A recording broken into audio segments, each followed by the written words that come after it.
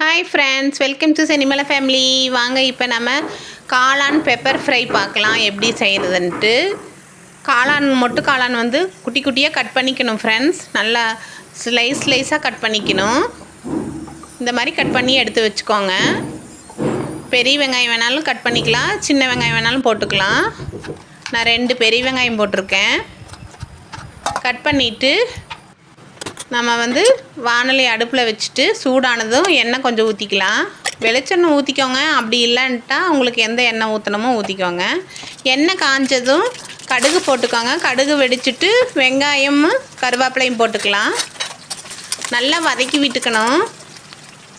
வதங்கினதும் நம்ம காளான் எடுத்து போட்டுக்கலாம். காளான் எடுத்து போட்டுட்டு நல்லா வதக்கி விட்டுக்கோங்க. அதிலிருந்தே தண்ணி வந்துடும், நிறைய தண்ணி இருக்கும் காளானில்.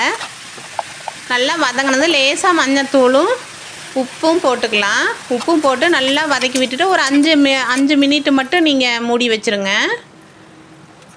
அப்புறம் வரமிளகாய் தூள் போட்டுக்கலாம், லேசாக போட்டுக்கலாம். ஏன்னா நம்ம பெப்பர் ஃப்ரை தான் பண்ண போகிறோம், அதனால் கொஞ்சமாக லேசாக போட்டிருக்கேன்.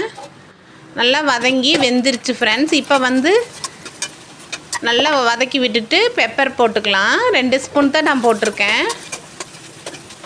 நல்லா வதக்கி விடும்போது அதில் இருக்கிற தண்ணியெல்லாம் வத்திடுச்சு.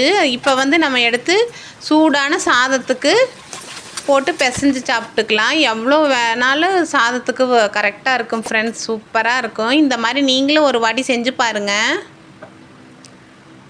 Pepper fry ready. காளான் பெப்பர் ஃப்ரை இந்த மாதிரி நீங்களும் ஒரு வாட்டி செஞ்சு சாப்பிட்டு பார்த்துட்டு எனக்கு கமெண்ட் பண்ணுங்கள் ஃப்ரெண்ட்ஸ். சப்போர்ட் பண்ணுங்கள், சப்ஸ்கிரைப் பண்ணுங்கள் ஃப்ரெண்ட்ஸ். தேங்க்ஸ் ஃபார் வாட்சிங்.